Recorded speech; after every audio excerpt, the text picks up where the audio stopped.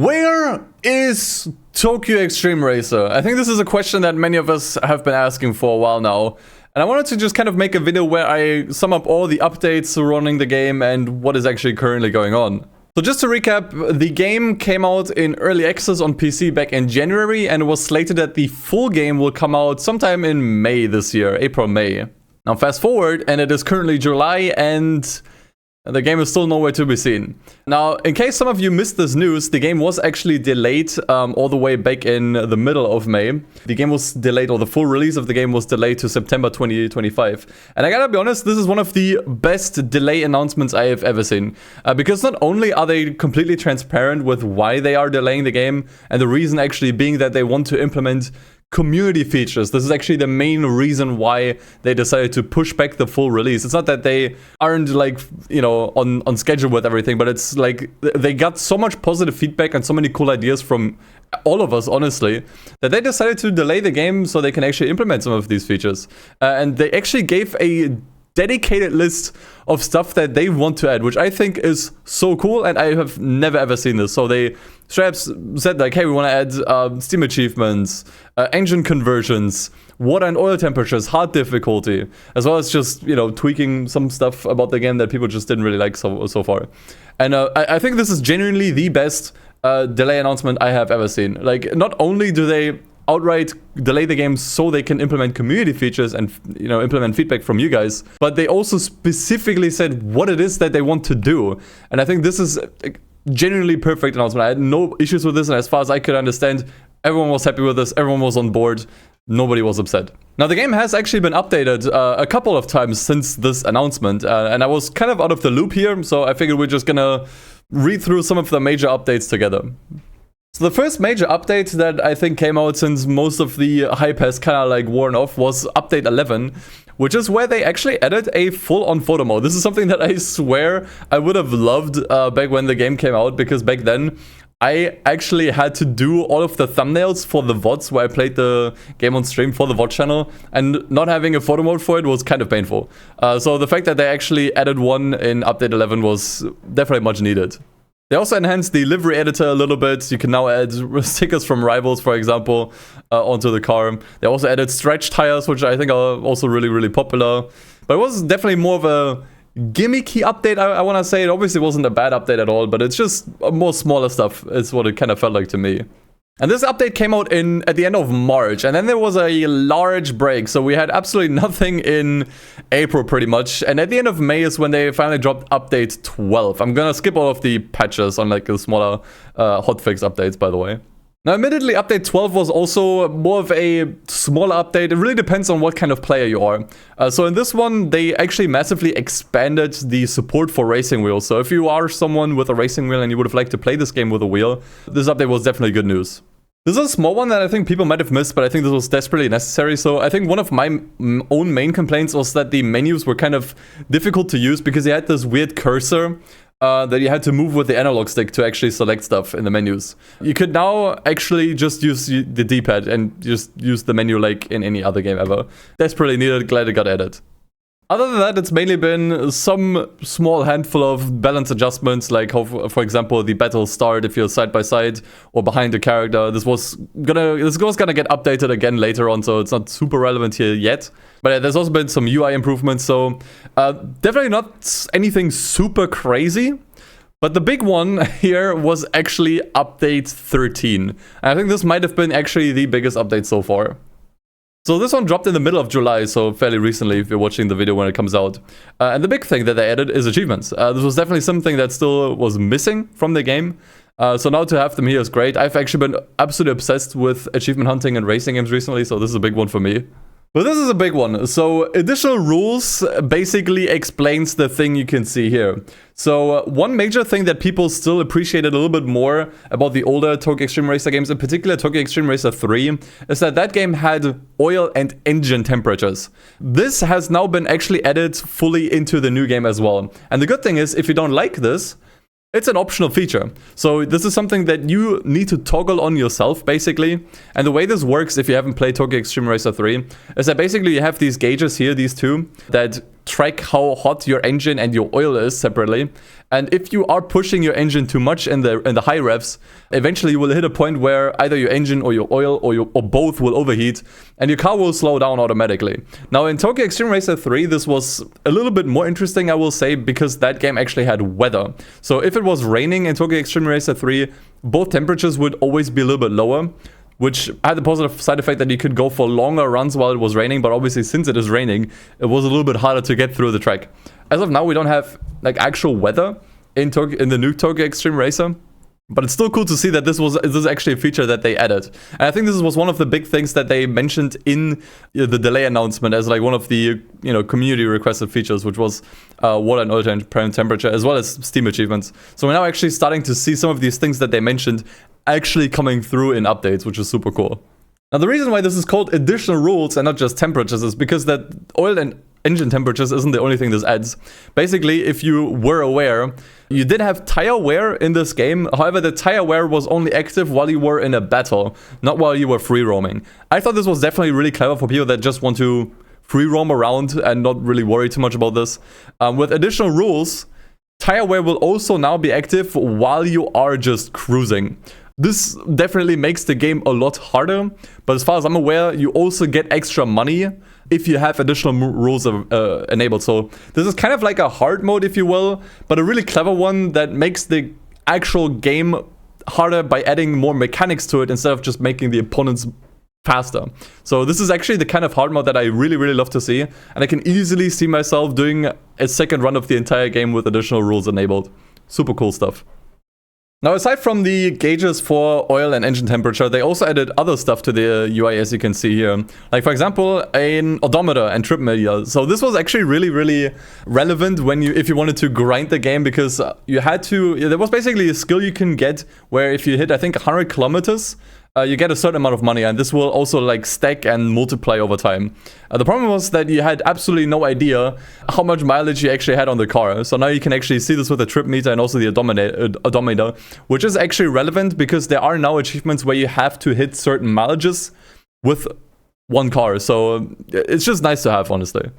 There's also now a gauge that will show you when slipstream is active. So if you are within the slipstream range of a car, I assume this small thing here will light up. I don't think this is super necessary. I think you will definitely notice if you are in the slipstream of another car, because it really does improve the acceleration a lot. Like, the effect is just really, really strong in this game. You can also now see the inputs of your controller. I think this is definitely more interesting for people that watch other people play this game. But yeah, if you're accelerating, braking, steering, you can now see all of these inputs on the screen right here. And now, additionally to your money, you also see how much BP you have, which was basically the kind of skill point system that you had in the game. So now if you beat rivals, you know exactly how many points you're getting and how many you have in total without going back to the garage. And as I mentioned earlier, all of these UI elements, like if this looks too cluttered for you, for example, if you think this is all way too much, you can actually toggle all of these things individually, which I think is super, super cool. What I think is even more cool is that you can actually change the order, or rather the alignment of the extra gauges, because like this to me looks a little cluttered, like all like in the same corner, and I love the way this looks. I love the way all of these basically putting these vertically looks. This is definitely probably gonna be the style I'll go with. Like, this just looks super sick. This is like, and this is what I love, like all of this is small stuff that I think is really, really cool for very specific people. Like, none of this like definitively was necessary, so to say, like these UI adjustments here. But it's just really cool. It just makes the game a little bit more fun for certain kind of people, so to say. Now, they also added some form of weather. It's not quite weather in the way that you might think, but now the sky will change randomly, I assume, based on the day. So yeah, before you always had the same kind of skybox, now you have at least some variations with different amounts of clouds. Pretty cool. Now, there's one more minor thing that they changed here, or added. It depends kind of how you define it. But now the way it works is that depending on the kind of challenge that you enter, your starting position will change. So usually how it worked before is no matter what, you would always kind of start behind someone, except for bosses who will challenge you, where you will start in front. So both of these things are still the case. However, if you are at a parking area and you challenge someone to a race, you will actually start side by side. All of this just makes way more sense now, basically. And yeah, other than that, it's been nothing but fixes here. But yeah, update 13 was massive. This was a huge update, and I think they added some great things here. And I'm really looking forward to, I assume these are probably going to be monthly now, at least bi-monthly. Any update that they make from now on, I assume it's going to be really solid. And thankfully, we can already kind of get an idea what else we can still expect. Now, I did show you guys the delay announcement earlier where they did bring up a few features and a few things that they still wanted to add. But additionally, they also had an AMA on Reddit, which AMA stands for Ask Me Anything, if you don't know, where they answered some genuine questions that people had about the game. And the question with the most amount of likes is definitely how likely the return of Kaido Battle is, which is basically Tokyo Xtreme Racer Drift. Now, my opinion was always that I think if they make one, they shouldn't just add drifting to the existing Tokyo Xtreme Racer. They should make a separate game for this. And it looks like they also agree. Like, they would also like to bring back the Tokyo Xtreme Racer Drift games, which I think is super, super cool. Now, the second part of the question is if they also will add more areas to the map. So as of right now, you basically have the Tokyo area and the Yokohama area kind of connected to each other. Now, other Tokyo Xtreme Racer games had more lines, like, for example, Importuna Challenge had the Shinjuku line, for example. And this question was just kind of like if there will be other loops or areas or highway networks that will be added to the game. And they are definitely looking into adding new areas of Tokyo that connect to the C1, which is pretty cool and interesting. I definitely think there's definitely potential for the lines from Importuna Challenge to come back into the new Tokyo Xtreme Racer. However, I think this is mostly going to be post-launch stuff. I wouldn't expect the map to be expanded at all after the early access phase ends. And in here we basically get the direct confirmation. So, for example, if you remember, Tokyo Xtreme Racer 3 had completely different cities, those being Nagoya and Osaka. And it looks like they don't have any plans to add these currently, which I understand. I think the kind of idea is that they just have one big map with a lot of connections instead of having like multiple smaller ones. And this is something that I can agree with, especially Osaka in Tokyo Xtreme Racer 3 was hella boring and really small. So yeah, they might add these later, as they say here, in future sequels. So I actually wouldn't expect this to be an update or DLC, but like when it comes to completely new areas that you kind of have to fast travel to, like in Forza or whatever, that's probably something for another game. Now, another big thing, obviously, is cars and new car brands. And I think this was definitely one area where the new Tokyo Xtreme Racer fell a little bit short, especially compared to the previous games on the PlayStation 2. It's just that there wasn't really a massive variety of car brands and cars in general. This was definitely the area that I think the game was still the most lacking in. And unfortunately, they basically outright deconfirm that they are not looking to add a Dodge Viper. However, if we scroll down a little bit, they are saying that they are still in negotiation with Honda. Now, Honda was definitely one of the major brands that was definitely still missing. And you could really, really feel its absence. It would feel straight at home here, especially with cars like the NSX or the S2000. Another one would be Lexus, that I think was definitely still missing. But obviously, other Tokyo Xtreme Racer games also had international car brands. So the Drift series, for example, had a bunch of European cars, whereas Tokyo Xtreme Racer 3 in particular had a bunch of American car brands. Now, unfortunately, we already know the Viper is not coming in. At least it's very unlikely. But they are saying that they are negotiating with international car brands. Now, it's pretty interesting. I'm not sure what exactly they have in plans and what they have in store. There have been some files in the game that kind of allude to certain car brands being in the game. I wouldn't take any of this for granted for now because it's just placeholders for now. I would definitely assume that we will see at least some American car brands based on Tokyo Xtreme Racer 3 having a bunch of American cars as well, like for example Ford GT or whatever. When it comes to European car brands, I'm not sure. Once again, the European brands were more delegated to the Drift series. However, this is a reboot, things can change, and I'm gonna be honest, a Porsche or a BMW would go so hard in this game. Like, they would fit straight into this game. So I can imagine that at least Porsche is probably going to be in the game. This would be kind of like my assumption is probably going to be like, if there's going to be one international car brand, it's probably going to be Porsche. Especially with Porsche being seemingly fairly open with having their cars in other games. Like we could see, for example, that Porsche was in Cyberpunk 2077. So I think at this point, it's safe to say that Porsche seems to be fairly lax with having their licenses in other games. It just really comes down to the brass tags negotiations, how expensive the licenses are going to be, that sort of stuff. But Porsche, it's probably like my number one brand that I would like to see when it comes to international brands in this game. Now, another thing when it comes to car models more specifically was the Mitsubishi Eclipse GT, which was clearly just ported from Import Tuner Challenge, where the model just did not look that great. And they are confirming that they are looking into improving the Eclipse GT in particular, which is definitely nice. And one thing in this reply that makes me kind of sad is that the last question was if there will be an option to make the camera less stiff, and they say that they have absolutely no plans to do this. Now, this is definitely not really the highest priority, but I did remember some people coming into my stream back then just saying that they aren't a fan of the camera and whether or not you can change this. The thing with the camera is that it feels kind of like a cultural thing to me. So if you look at what kind of racing games are being played in Japan, it's either Mario Kart, which does not have a stiff camera, or it's Gran Turismo, which does have a stiff camera, or it's stuff in arcades, stuff like Initial D or Wanga Midnight, which definitely also have a stiff camera. So I think the culture or the general sentiment for Japanese developers is that the stiff camera is just kind of the way to go. It's just like a cultural difference, I would say. Now, honestly, as someone who hates stiff camera angles, as someone who has actually just criticized this in my last video on Gran Turismo 7, I will actually say in Tokyo Xtreme Racer, I did not mind it that much. And it's mainly because of two reasons. Number one is that you're mostly driving straight and doing slight steering adjustments. Like, you're not throwing cars around like massive turns for the most part. So it's not as noticeable for the most part. And number two is that if your car does get into a slide and lose traction, the camera does actually loosen up a little bit. So I have had less issues with the camera in this game than in, let's say, Gran Turismo.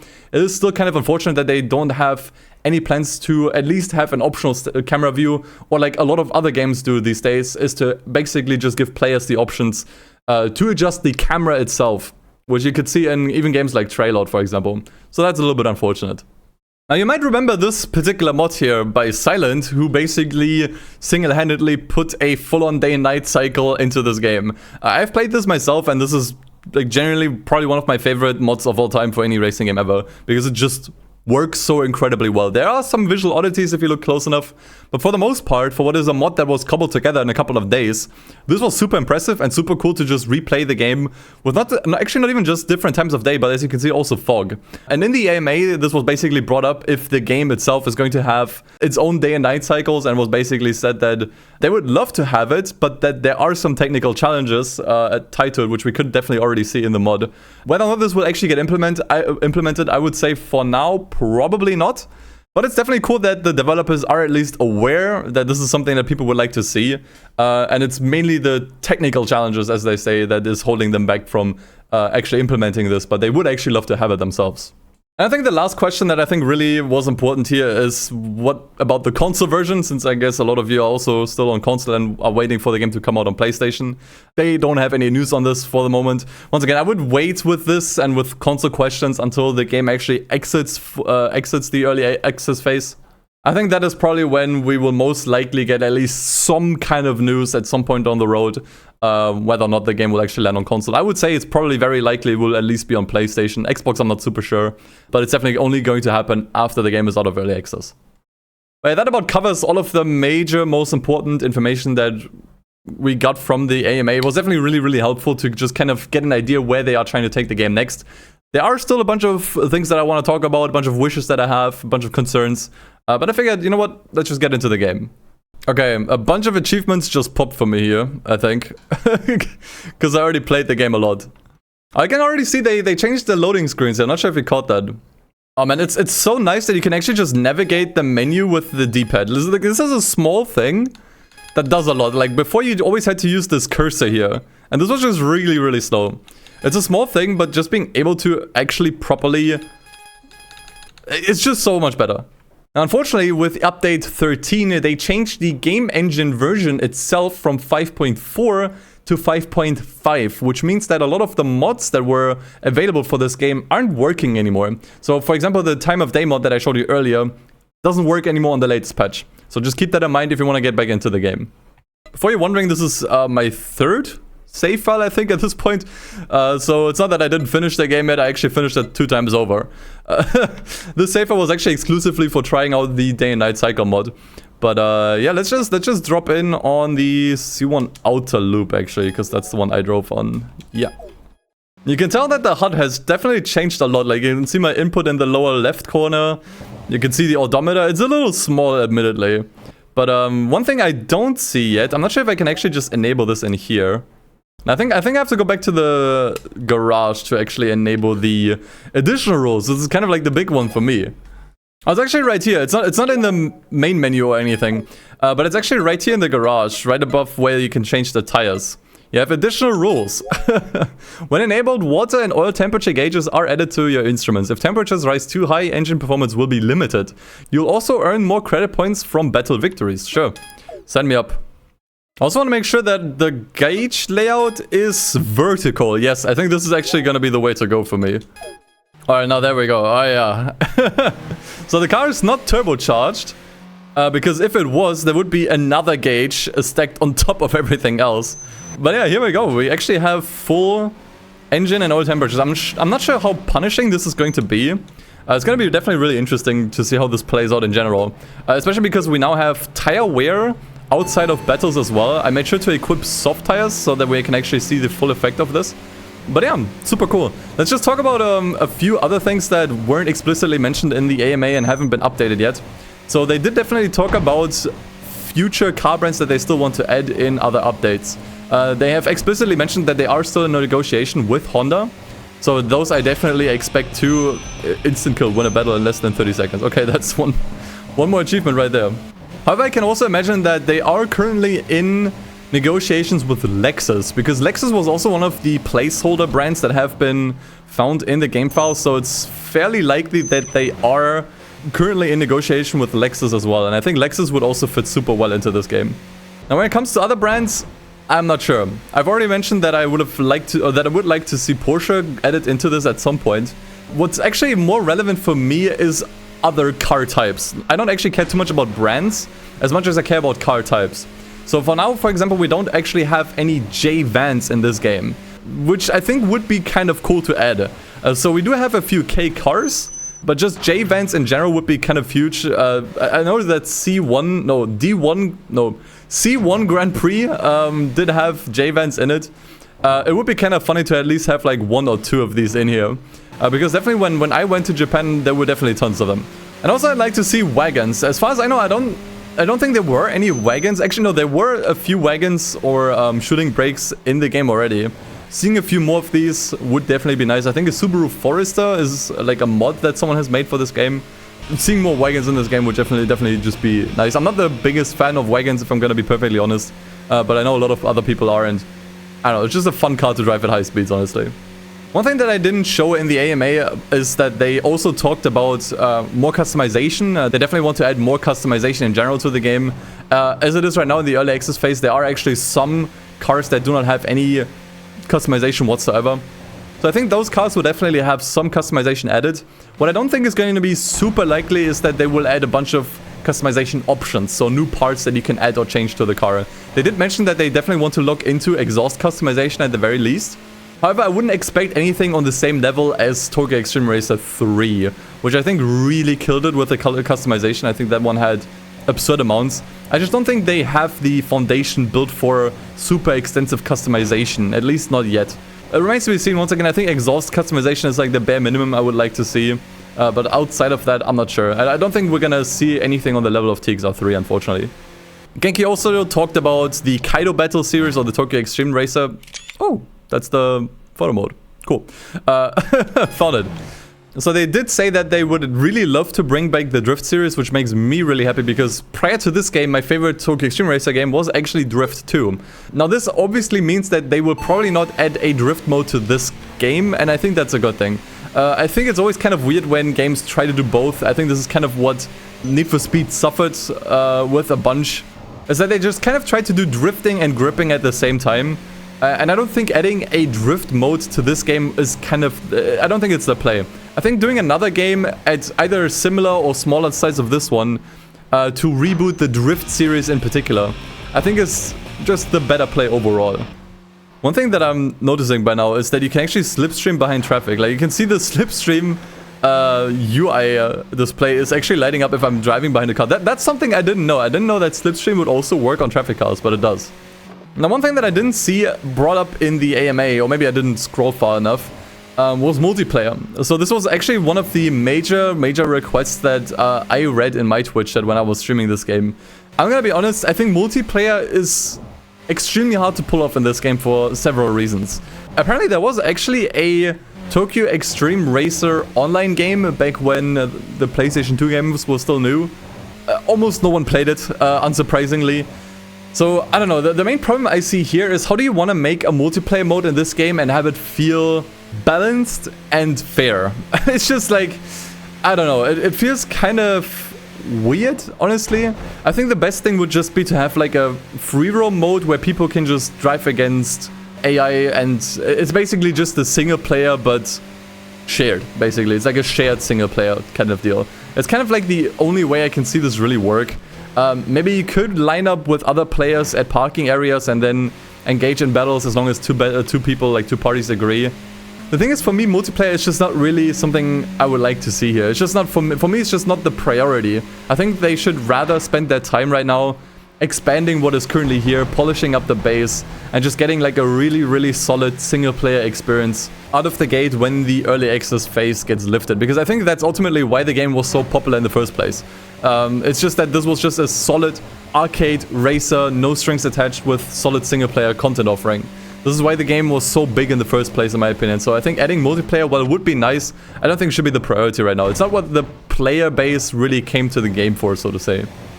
Now the question is also, how do they plan to continue updating the game after the game fully releases, if they will at all do this? Now there's definitely a chance that once the game is out, they might still release the game on console, and then they're done. Like, they're not gonna add any DLC or updates or anything of that sort. And if that is the case, honestly, I'm perfectly fine with this. Like, I think, assuming that they're gonna still keep improving the game and that they're gonna deliver on everything that they promised now in their tweet, as well as just expanding the game itself, obviously making the remaining chapters available. I'm gonna be honest, for what the price that you pay for the game, this is more than fine. I don't need any DLCs or further updates. Like, this is more than fine what we're getting here. In fact, I think this constant like update and DLC culture has kind of poisoned racing games a little bit in some way. This is kind of like my take on things. I think it's just that people just constantly expect games to be updated repeatedly for years and years on end. It's kind of what's making a lot of racing games launch in a suboptimal state. It's because the developers already know that they want, or that people want the games to get constant updates non-stop. I think this is kind of the reason why a lot of racing games launch kind of half-baked, so to say. And honestly, as it stands, I think the game offers you enough quality content out of the gate without any updates or DLC being necessary. So at this point, I don't even want to see any. Instead, what I want them to do is to actually go down the route that the Yakuza and RPG games in general are currently going down, which is to just have a release every 1 to 2 years instead, where they use the foundation of whatever it is that they have to just build something new instead. I think this is just kind of the more satisfying and healthier way to go with things. So instead of just constant updates, constant DLC that all just kind of feel sort of whatever, instead I just want them to work on the next thing and just reuse as many assets as they can from this game. Reuse the map, reuse the physics, just do whatever you can, but just make a new game instead with like actually solid new content offerings that feels fresh, that feels new. They already said that they would like to revive the Drift series, so maybe they can use a lot of the assets that they have here, like the car models and whatnot, to make a new Drift game in 2 years from now, or 3 years from now, you know, who knows? I think this is just kind of the better way to go about things, and will just kind of keep the momentum alive as well for Genki as a company, to also just kind of go against the grain of just non-stop updates, live service. I think this is just kind of what's killing racing games at the moment, is that we have all just kind of gotten so accustomed to this update model that it would be really nice to just have a game now that just, when it comes out, it's done, they're finished, everyone's happy, and they're gonna reuse the assets and reuse what they have and take everything that they learned to just build a new game. That is what I would like to see. And this is also why I think the Yakuza games that I mentioned as a reference earlier were so successful. It's just a model that I think can work really, really well if the people who work on these games reuse the assets in a clever way. So that would be just kind of my wish going forwards, but obviously this is talking years and years down the future. For now, obviously, Genki still needs to finish the game that they have currently, and yeah, I honestly think they're on a great track. It's nice to see that they're kicking things up again, releasing new updates with like genuinely cool content, like the you know, oil and engine temperatures, which was like one of the major features that people requested. But also just tons of quality of life changes that just make the game way more playable. And yeah, I'm excited. Like this to me is still to this day, I think, the coolest game that released this year. The coolest racing game that released this year, I should specify. I don't think anything came out since then that I preferred, although there has been some cool stuff as well, like JDM, Japanese Drift Master, for example.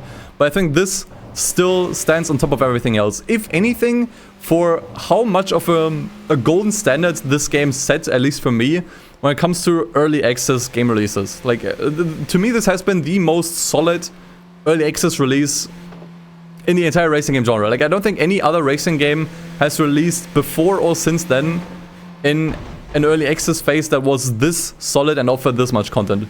Like, to me, this game will always be an absolute gold standard that I will now hold every other game to when it comes to early access releases. So, for that alone, Genki deserves a lot of props.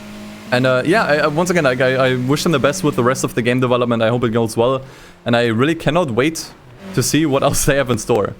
But that's about it for me for today. Let me know what you guys would like to see in this game. If there's anything in particular that I didn't mention in this video yet that you would like to see. Who knows, maybe one of Genki's representatives is listening, you never know. And until next time, take care, take it easy, and as always, peace. See you guys.